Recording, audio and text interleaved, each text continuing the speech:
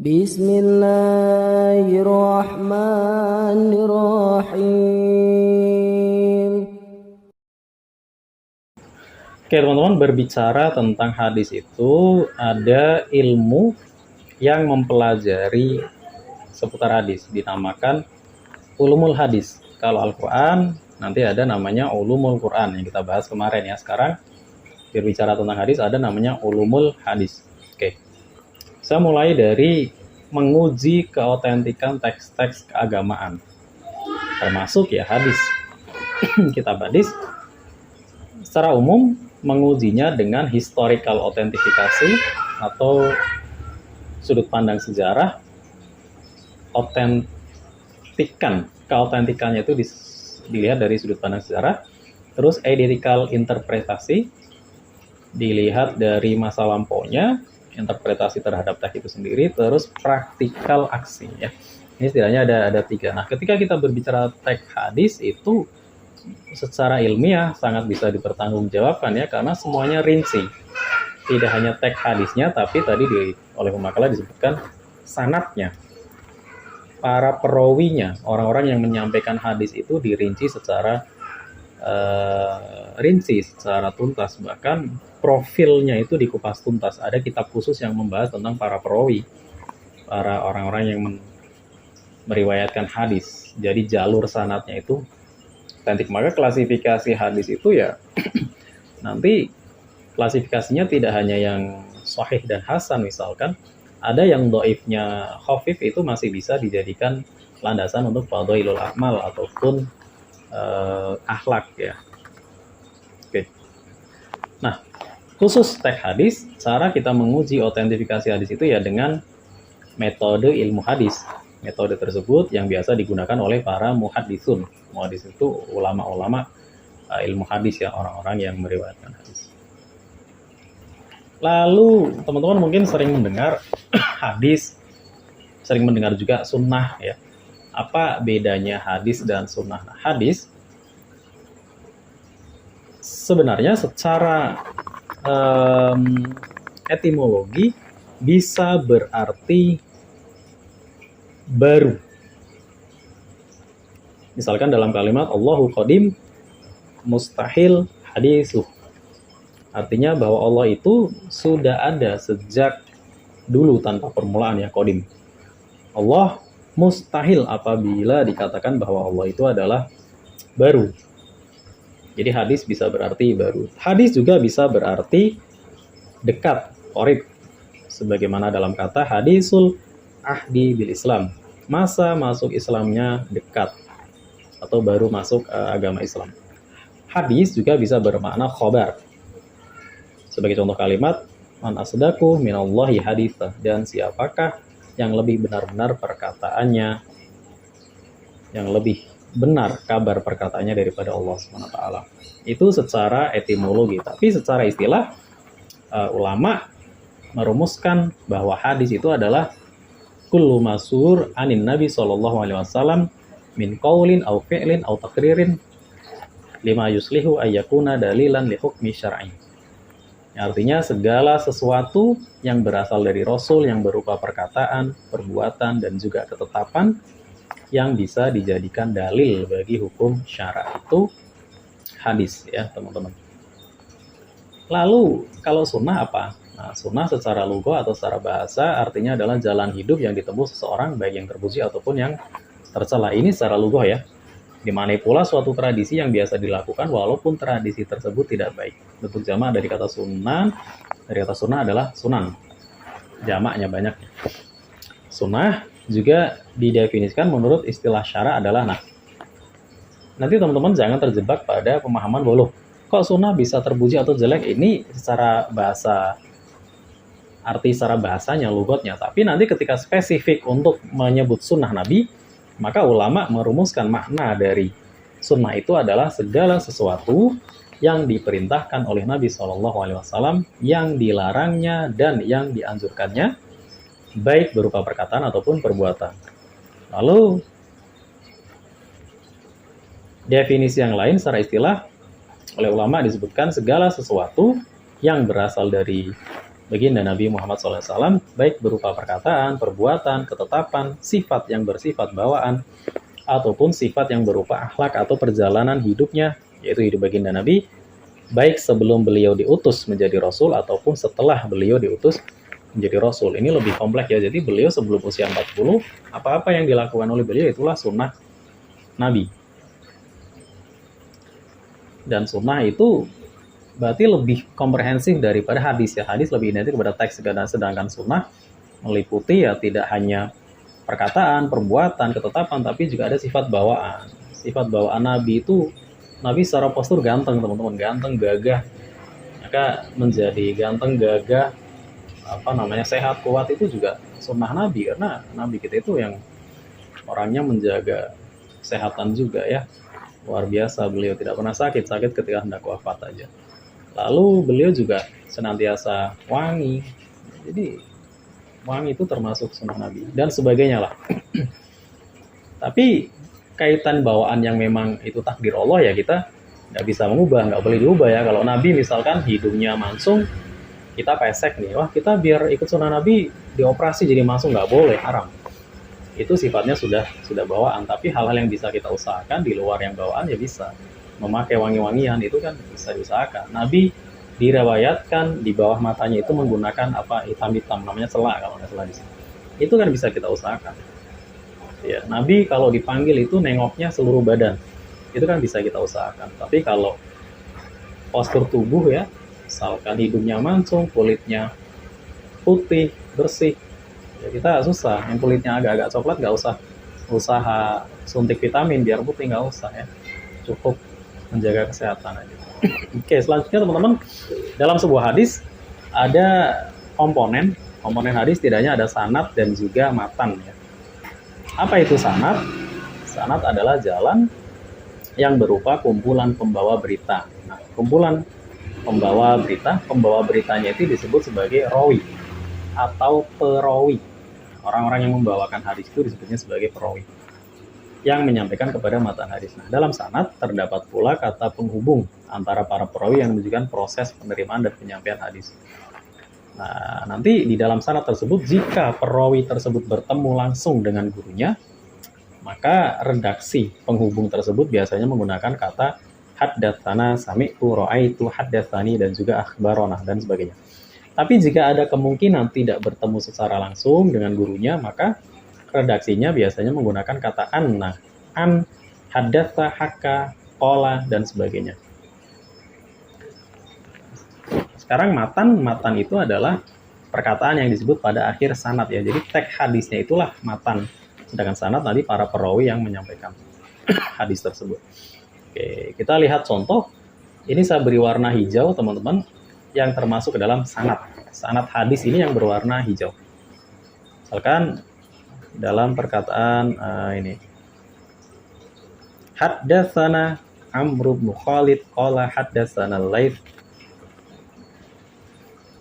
an Yazid an Abil Khair an Abdullah bin Umar radhiyallahu anhuma. Nah, ini disebut sebagai sanad.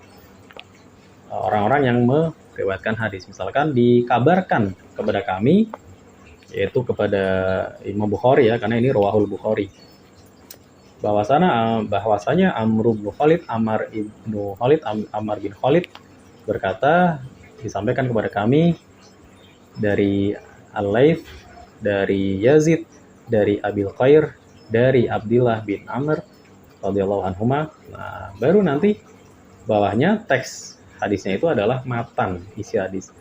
Anna razulan sa'ala Nabi sallallahu alaihi wasallam ayyul islami khairun qala tut'imut ta'am wa taqra'us salam ala man arafta wa man lam ta'rif. Artinya sesungguhnya seorang laki-laki bertanya kepada Nabi sallallahu alaihi wasallam, manakah Islam yang baik?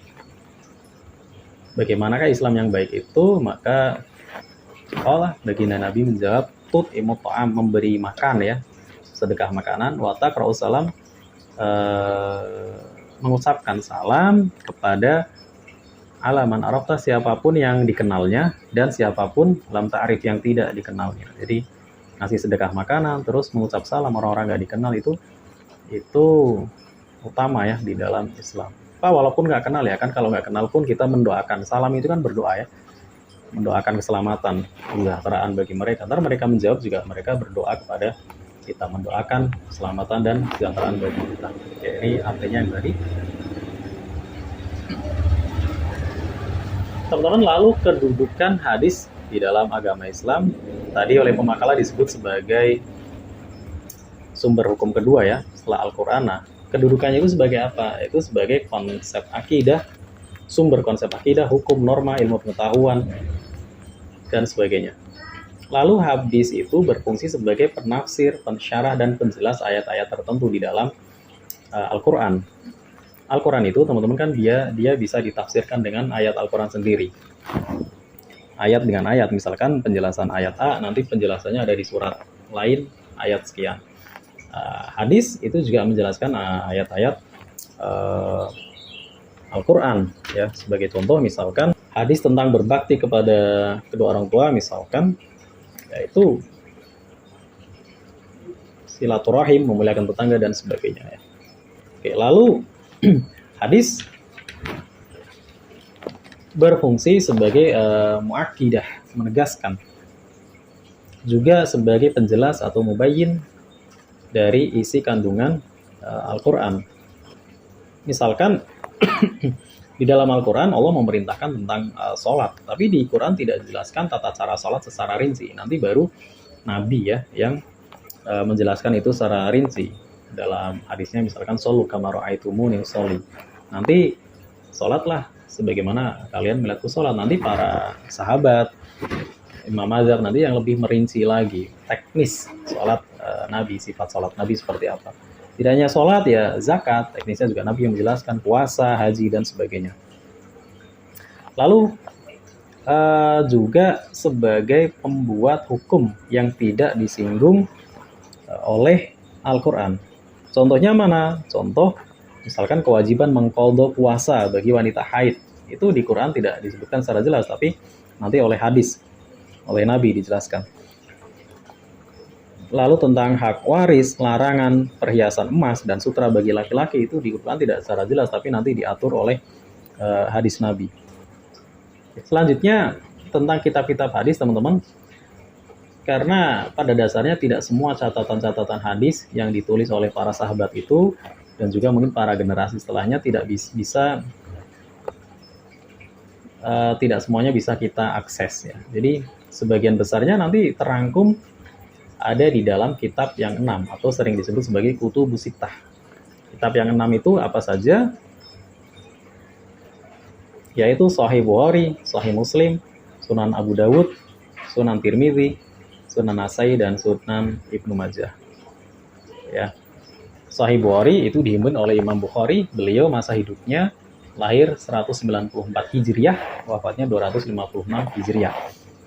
Sahih Muslim dihimpun oleh Imam Muslim. Sunan Nasai dihimpun oleh Imam Nasai. Sunan Abu Dawud oleh Abu Dawud. Jami At-Tirmizi oleh At-Tirmizi, dan Ibnu Majah oleh Ibnu Majah ya. Ini semuanya masa hidupnya kurang lebih tahun 200-an ya. Jadi sekitar 200 tahun setelah beliau hijrah ya. Jadi jauh sekali. Maka biasanya teks hadis itu nanti ya banyak yang meriwayatkan. Di sini aja tadi kita lihat ya, ada nama Umar bin Khalid Al-Laits 1, 2, Umar bin Khalid Yazid ya 3 berarti. Dari Abu Khair 4, dari Abdullah bin Amr radhiyallahu anhu 5. Ada 5 generasi. Itu karena rentangnya memang jauh, sekitar 200 tahun ya teman-teman. Nah, lalu kita bicara tentang pembagian hadis. Nah, tadi oleh pemakalah yang pertama langsung disinggung hadis sahih, hasan, dhaif, dan sebagainya. Nah, ini nanti dibagi-bagi. Kalau dari segi kuantitas perawi, hadis dibagi menjadi 2, yaitu hadis mutawatir dan hadis ahad. Hadis mutawatir itu hadis yang memang diriwayatkan oleh banyak orang ya.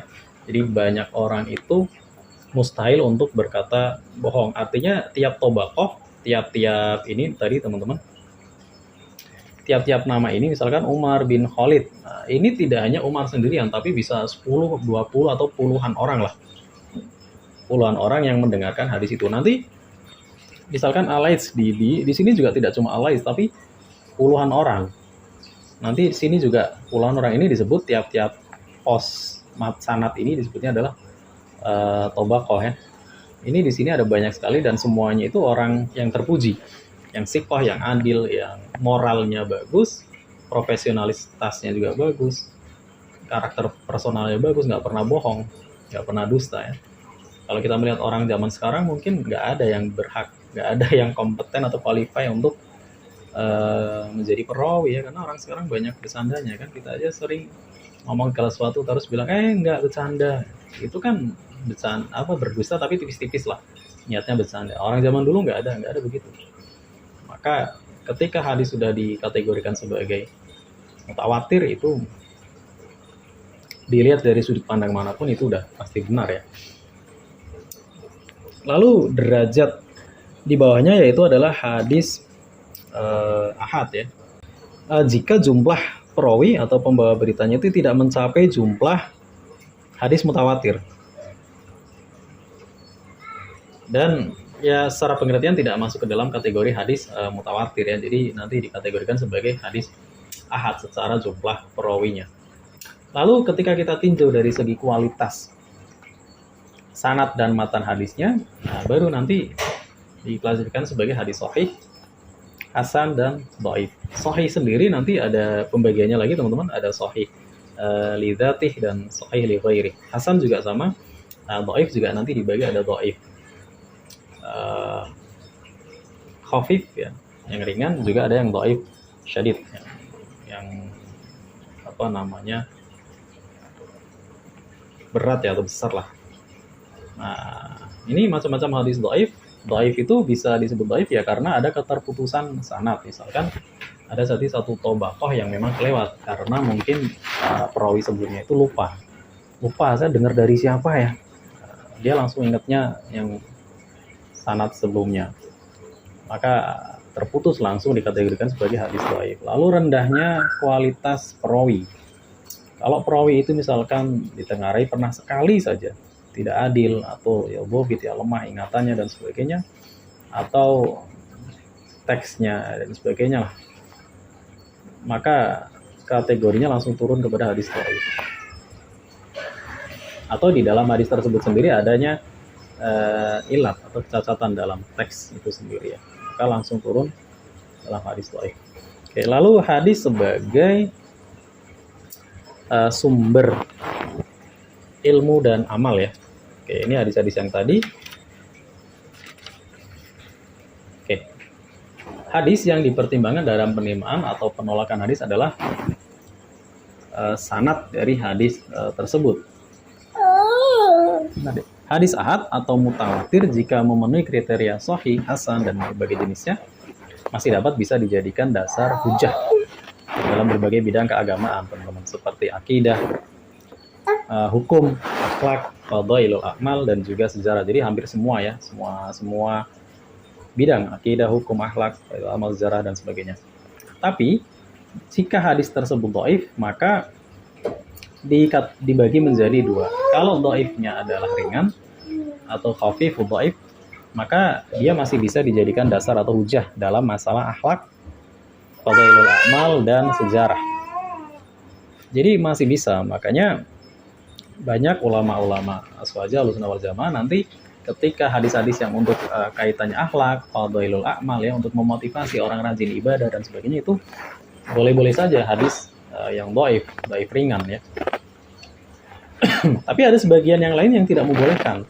Misalkan kelompok-kelompok Wahabi yang lebih saklek ya. Salafi Wahabi itu nggak mau hadis dhaif walaupun dhaif ringan. Maka mereka lebih saklek. Maka mereka sangat kaku karena mereka hanya mengambil hadis yang sahih, padahal dhaif pun bisa jadi, menurut saya bisa jadi itu benar-benar dari Nabi, tapi yang meriwayatkannya saja dari para perawinya ini orangnya kurang terpercaya. Misalkan yang tadi yang disebutkan ya, ingatannya mungkin kurang tajam untuk ukuran orang di zaman itu loh teman-teman, bukan ukuran zaman kita ya. Kalau ukuran orang zaman sekarang mah ingatan mereka luar biasa sekali. Karena spek hafalan era zaman kita dengan zaman tabi'in ini pasti jauh berbeda sekali ya. Oke, nah kalau kategorinya sudah sebagai dhaif, yang syadidu dhaif, yang berat, maka itu sama sekali tidak bisa dijadikan dasar hukum ya. Oke teman-teman, saya rasa itu tambahan dari saya. Mudah-mudahan sedikit menambah wawasan teman-teman terkait ilmu hadis. Yang jelas